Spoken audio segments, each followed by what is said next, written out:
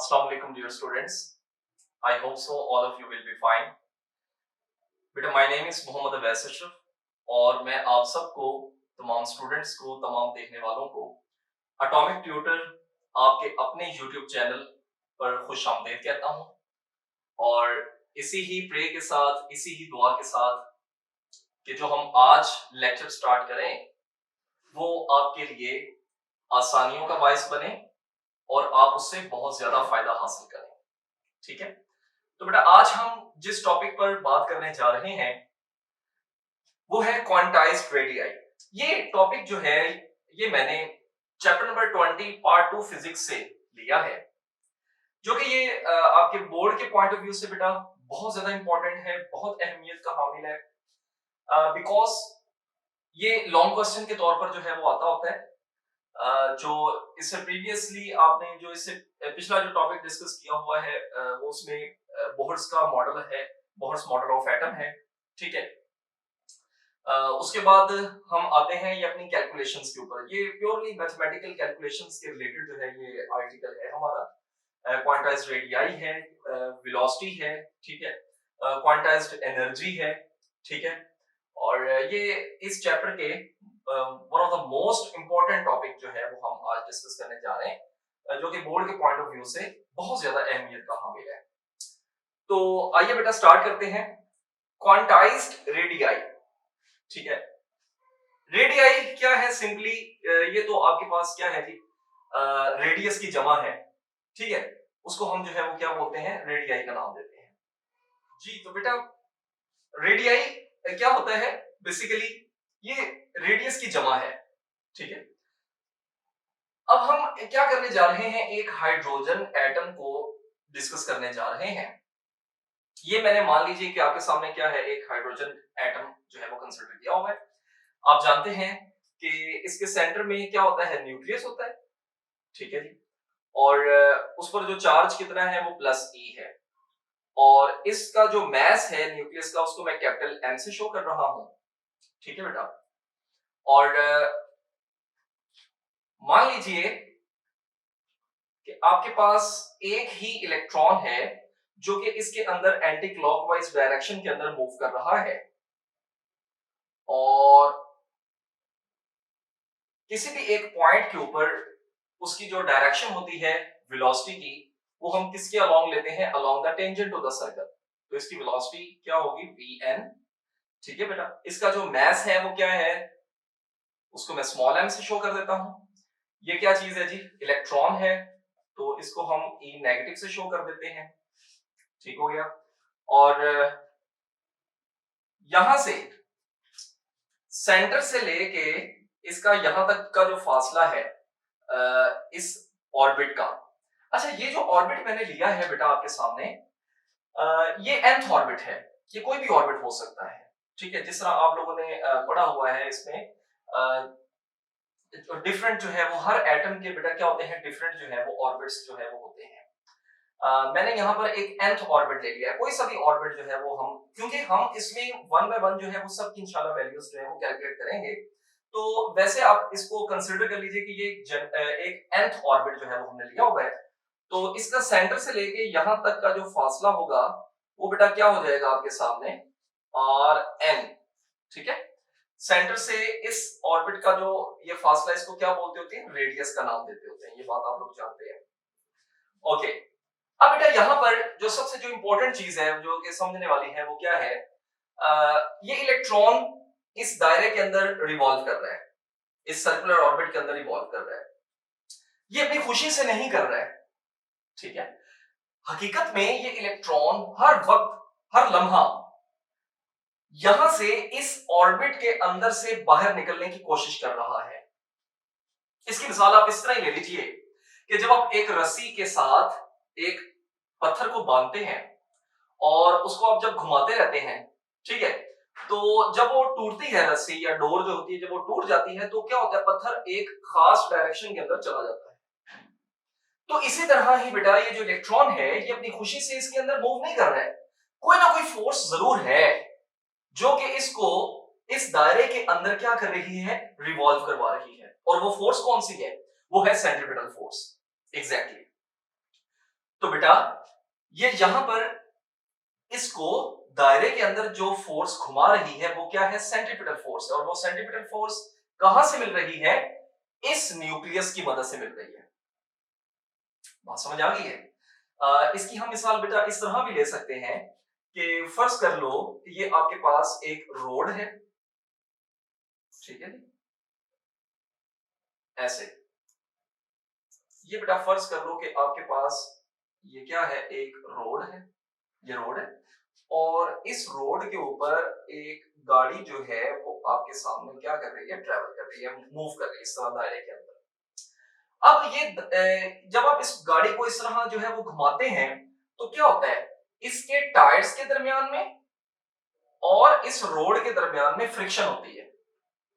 उस फ्रिक्शन की वजह से बेटा इस गाड़ी को क्या मिलती है, सेंट्रीपिटल फोर्स मिलती है।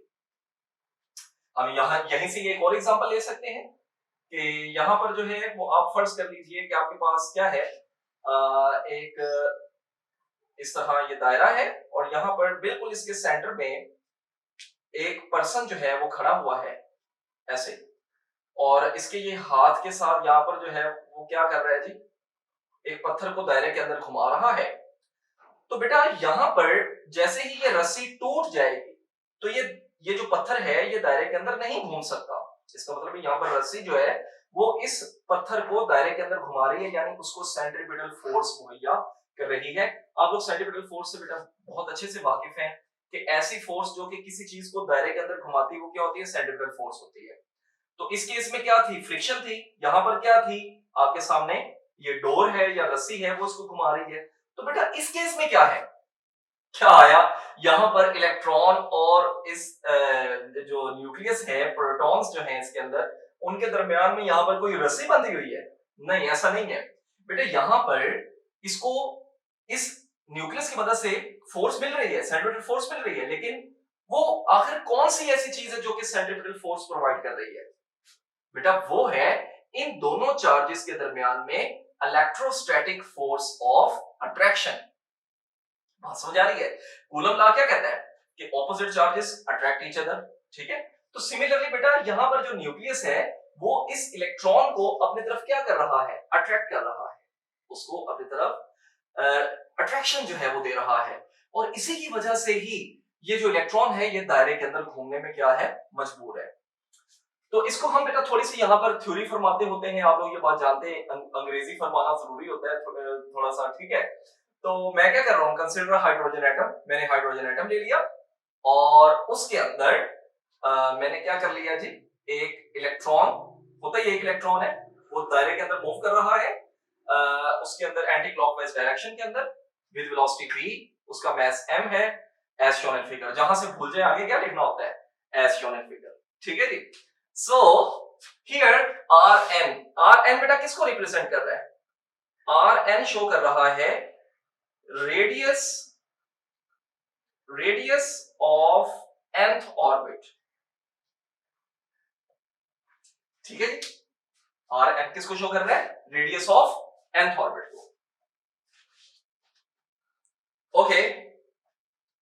vn बेटा किसको शो कर रही है, वेलोसिटी ऑफ इलेक्ट्रॉन किसमें, इन nth ऑर्बिट, ठीक हो गया बेटा, ओके। सो आपने बेटा यहां पर एक चीज तो नोट कर ली है जी कि यहां पर इन दोनों के दरमियान में फोर्स है, ठीक है। यहां पर इन दोनों के दरमियान में फोर्स लग रही है, सेंट्रीपिटल फोर्स इसको मिल रही है, किसकी वजह से, इन दोनों चार्जेस के आपस में अट्रैक्शन की वजह से, यानी इलेक्ट्रोस्टैटिक फोर्स ऑफ अट्रैक्शन की वजह से। तो इसका मतलब यह है कि बेटा दोनों फोर्सेस आपस में इक्वल होंगे, यानी Fc जो होगा वो Fe के क्या आ जाएगा बेटा, इक्वल आ जाएगा। बात समझ आ रही है? तो यहां पर इनकी वैल्यूज को पुट कर दीजिए, तो बेटा Fc किसके बराबर होता है, mv स्क्वायर ओवर r, और यहां पर आ जाएगा बेटा k is the Coulomb's constant, q1 q2 over r square. क्योंकि हम nth ऑर्बिट ले रहे हैं, तो यहां पर बेटा क्या आ जाएगा Rn, और इधर भी क्या आ जाएगा Rn। Now one of the most important thing that ये Q1 क्या है, फर्स्ट चार्ज, ठीक है। तो यहां पर हमारे पास पहला जो चार्ज है वो क्या है, प्रोटॉन, ठीक है, ये बेटा प्रोटॉन है। तो इसके साथ में क्या लिखूंगा प्लस ई, और दूसरा क्या है चार्ज मेरे पास इलेक्ट्रॉन, उसके साथ बेटा क्या आ जाएगा माइनस ई। लेकिन यहां पर मैं प्लस माइनस बेटा मेंशन नहीं करूंगा, क्योंकि आपने कूलम्स लॉ में पढ़ा था कि हम चार्जेस की मैग्नीट्यूड लेते हैं, और मैग्नीट्यूड के अंदर हमें डायरेक्शन लिखने की जरूरत नहीं होती है। सो आपकी ये वाली जो इक्वेशन है वो क्या बन जाएगी, ये बन जाएगी mv square over Rn is equal to k। First charge क्या है बेटा प्लस ई, प्लस नहीं लिखेंगे, जस्ट मैग्नीट्यूड को शो करेंगे, और दूसरा क्या है नेगेटिव ई, उसकी जगह पे भी क्या आ जाएगा ई आ जाएगा, और यहां पर बेटा आपके पास आ जाएगा जी Rn का स्क्वायर। क्या बात है, ये तो बड़ी खूबसूरत इक्वेशन बन गई है। और इसमें एक Rn को बेटा इससे कैंसिल कर दीजिए चुप करके, ठीक है। और हाँ ये इधर n जरूर लिखिए बेटा, क्योंकि nth ऑर्बिट की हम बात कर रहे हैं।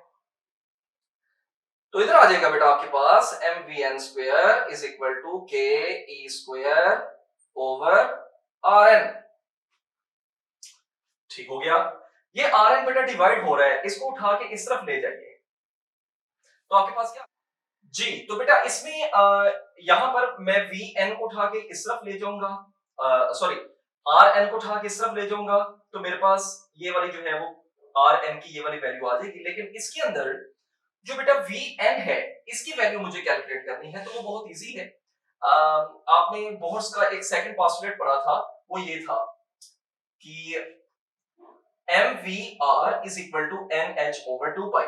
अब यहां से हम बेटा vn यानी nth ऑर्बिट की जो वेलोसिटी है उसकी वैल्यू कैलकुलेट कर सकते हैं। कैसे कि बेटा इस टर्म और इस टर्म को उठा के आप इस तरफ ले आइए, तो वो क्या हो जाएगा डिवाइड हो जाएगा, इधर मल्टीप्लाई हो रहा था, तो vn की वैल्यू आ जाएगी nh ओवर 2 पाई mrn, ठीक है।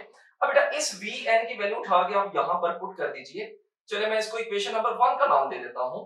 तो बेटा मेरे पास इक्वेशन नंबर 1 बन जाएगी rn is equals to k e square over m। अब बेटा vn की वैल्यू को पुट कर दीजिए, vn की वैल्यू ये लिखी हुई है जी, आपके पास आ जाएगा nh ओवर 2 पाई mrn, ठीक है बेटा। और इस पूरे का क्या है स्क्वायर है, तो स्क्वायर आ जाएगा।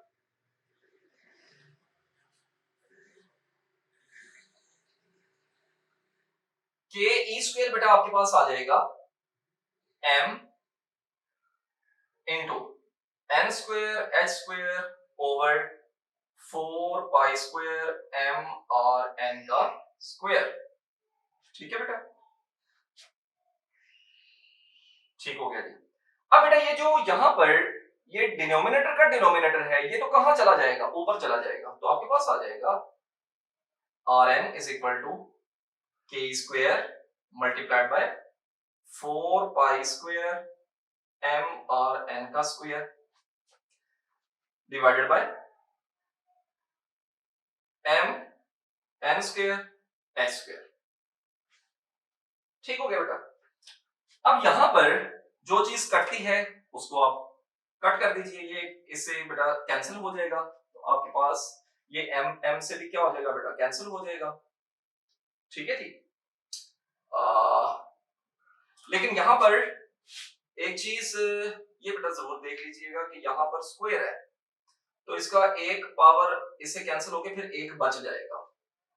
ऑलराइट, तो आपके पास आ जाएगा, ओहो सॉरी स्क्वायर जो है वो आपका बेटा ऊपर आएगा, यहां पर ये 1 ही रहेगी, स्क्वायर इधर आएगा ना, क्योंकि यहां पर आपके पास क्या था ये स्क्वायर था, ये इसका स्क्वायर लिया था, तो ये इसको हमने ऊपर शिफ्ट किया है, तो इधर आपका स्क्वायर था, ये इसे कैंसिल हो गया, ठीक है जी। आपके पास लास्ट फॉर्म में बेटा क्या बच जाएगा, यहां से यहां पर आपके पास 1 बच गया, इधर आ जाएगा बेटा आपके पास k E square multiplied by 4 pi square m और n over n square H square. Okay हो गया जी। अब बेटा यहां पर क्योंकि हम रेडियस कैलकुलेट कर रहे हैं, ठीक है, तो रेडियस को कैलकुलेट करने के लिए हम बेटा क्या करेंगे, आर एन को एक तरफ रहने देंगे और दूसरी तमाम टर्म्स को उठा के एक तरफ शिफ्ट कर देंगे। ये देखो अब यहां पर ये वाली जो चीज है ये क्या है, नीचे डिवाइड हो रहा है, तो ये इधर आके 1 के साथ मल्टीप्लाई होगा तो क्या आ जाएगा, N square H square over ये यहां पर ये सारी बेटा यहां से लेके यहां तक चीजें क्या है, मल्टीप्लाई हो रही हैं आर एन से, तो इधर आके क्या हो जाएंगे, डिवाइड। तो हम लिख सकते हैं 4 pi square m k E square is equal to r n. Alright, अब ये बेटा आपके पास आ गई है रेडियस की वैल्यू, कि जो कि आपकी यहां से लेके यहां तक इस रेडियस की जो वैल्यू है वो कैसे हम निकाल सकते हैं, बाय दिस फॉर्मूला हम इसकी जो है वैल्यू निकाल सकते हैं। अब बेटा अगर आप यहां पर देखें तो ये क्या चीज है, एन स्क्वायर। अब यहां पर ये एन स्क्वायर किसको रिप्रेजेंट कर रहा है, एन से बेटा मुराद है योर ऑर्बिट नंबर। अगर आप फर्स्ट ऑर्बिट की बात कर रहे हैं तो यहाँ पर n की वैल्यू 1 आ जाएगी, अगर हम सेकंड ऑर्बिट की बात कर रहे हैं तो n की वैल्यू 2 आ जाएगी, अगर हम थर्ड ऑर्बिट की बात कर रहे हैं तो क्या आ जाएगी, 3 वैल्यू आ जाएगी। आपको सोन इस तरह जो है वो चलते जाएंगे। लेकिन बेटा ये h क्या है, Planck's constant which is a constant. 4 क्या है, 4 तो कांस्टेंट है, एक नंबर है, ठीक है। पाई की वैल्यू क्या होती है, कांस्टेंट, ये भी कांस्टेंट। मास क्या है, मास ऑफ इलेक्ट्रॉन, ये भी फिक्स रहता है, ये भी कांस्टेंट। के coulomb constant, charge on an electron वो भी कांस्टेंट, तो सारे क्या है, ये तो कांस्टेंट है, ऐसे ही है। तो इस पूरे तमाम बेटा कांस्टेंट्स को हम ऐसे लिख सकते हैं, कांस्टेंट, ठीक है। तो इस कांस्टेंट की बेटा जो वैल्यू आती है, आप सबकी वैल्यूज को पुट कर दीजिए यहां पर, तो आपके पास इसकी जो वैल्यू आ जाती है, इसकी वैल्यू आ जाएगी 0.053 नैनोमीटर, ठीक है। अच्छा, अब अगर क्योंकि बेटा मैं यहां पर आपके पास फर्स्ट ऑर्बिट की अगर वैल्यू कैलकुलेट कर रहा हूं तो आर की एन की जगह पे हमें क्या पुट करना है, 1 पुट करना है, तो आपके पास आ जाएगा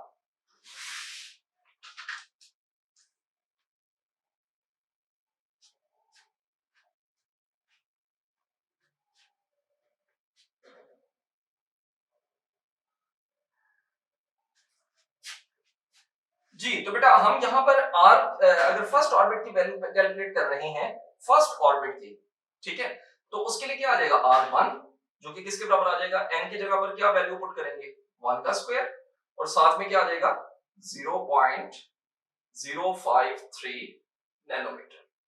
ओके, तो यहां पर तो बेटा हम सिंपली यही कह सकते हैं कि R1 की जो वैल्यू है वो तो यही आ जाएगी, 0.053 नैनोमीटर, ऐसा ही है। तो हम यहां पर अपना ये वाला जो फार्मूला है उसकी जगह पर ये वैल्यू लिख सकते हैं कि आर एन किसके बराबर आ चुका है, R1 के बराबर आ चुका है, ठीक है। और साथ में हम क्या लिख सकते हैं, एन स्क्वायर, ठीक है। क्योंकि यहां पर जब हमने वन वैल्यू पुट की थी तो वो तो एक हमारे पास फिक्स वैल्यू आ गई थी जो कि ये इसी के इक्वल थी, तो हम यहां पर इस फार्मूले को रिप्लेस कर सकते हैं, इस फार्मूले को हम रिप्लेस कर सकते हैं कि हम इस पूरे की जगह पर बेटा क्या पुट कर सकते हैं, R1 वैल्यू पुट कर सकते हैं, ठीक है। तो इसी तरह ही अगर हम यहां पर जो है वो चलते जाएंगे, n की वैल्यू आगे अगले अगले ऑर्बिट्स की पुट करते जाएंगे तो हमारे पास क्या आएगी, एक अपनी अपनी एक खास वैल्यूज जो है वो आती चली जाएंगी। यानी अगर हम R2 की वैल्यू कैलकुलेट करना चाहते हैं तो क्या आ जाएगा, इधर आएगा R1 और इधर n की जगह पे क्या आएगा 2, यानी 2 का स्क्वायर, तो क्या आ जाएगा 4, ठीक है। R3 के लिए कैलकुलेट करेंगे यानी थर्ड ऑर्बिट के लिए कैलकुलेट करेंगे तो 3 पुट करो, 3 का स्क्वायर क्या आ जाएगा 9R1, ठीक है। तो इस तरह चलते जाए चलते जाए चलते जाए, r nth की क्या आ जाएगी n स्क्वायर इनटू r।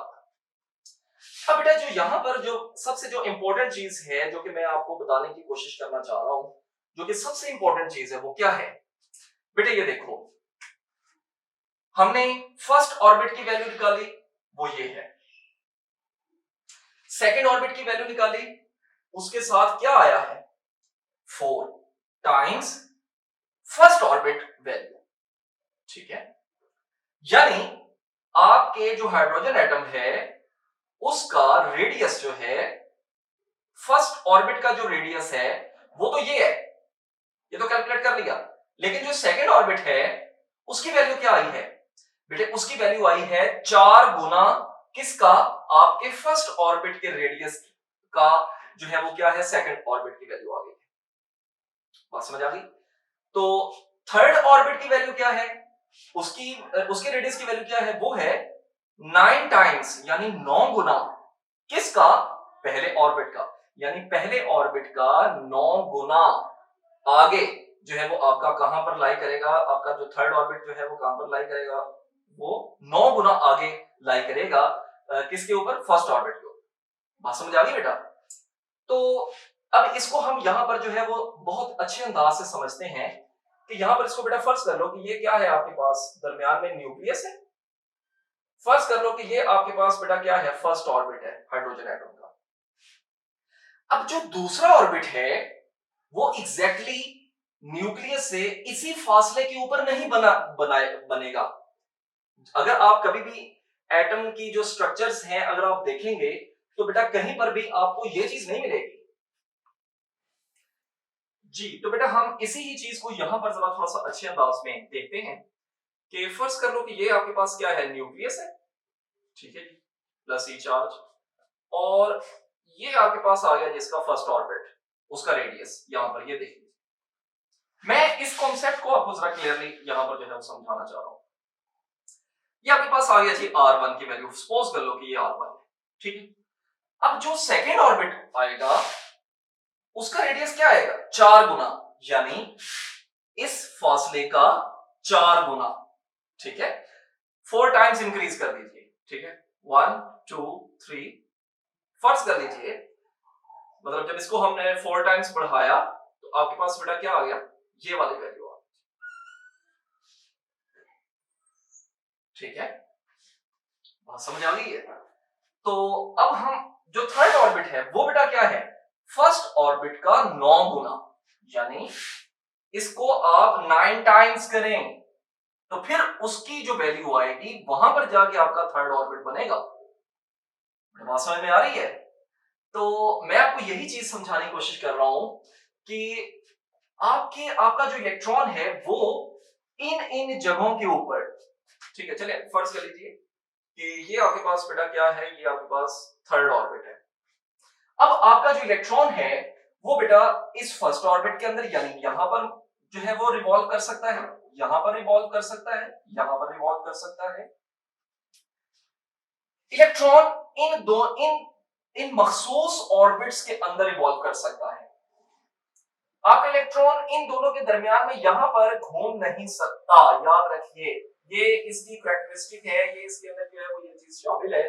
आपका इलेक्ट्रॉन एक मखसूस ऑर्बिट के अंदर ही रिवॉल्व कर सकता है, तो इनकी क्या है, एक मखसूस वैल्यूज है, और इसी वजह से ही बेटा हम इनको क्या कहते हैं, क्वांटाइज्ड रेडियाई का नाम देते हैं। ये एक से ज्यादा रेडियस, क्योंकि एक से ज्यादा जो है वो ऑर्बिट्स होते हैं, तो उनके जो रेडियस है उनकी जमा क्या कहलाएगी, रेडियाई कहलाएगी। और इनके बेटा ये जो एक मखसूस किस्म की जो वैल्यूज हैं, ठीक है ना, तो इस वजह से हम इनको जो है वो इसका नाम देते हैं। तो ये था आपके पास एक बेटा प्रॉपर्ली लॉन्ग क्वेश्चन है, आई होप सो कि आपको समझ आया होगा। और one of the most important thing बेटा, ये आपका जो लॉन्ग क्वेश्चन है ये बहुत दफा बोर्ड के अंदर आया हुआ है, तो इसको बहुत अच्छे से प्रिपेयर कीजिए। और अगर अभी तक आपने बेटा चैनल को, एटॉमिक ट्यूटर को अगर अभी तक सब्सक्राइब नहीं किया है तो बेटा ये आप अभी कर दीजिए, ठीक है। अल्लाह ताला आपको बहुत ज्यादा कामयाबियों से नवाजे, अपना बहुत सारा ख्याल रखिए, अल्लाह हाफिज।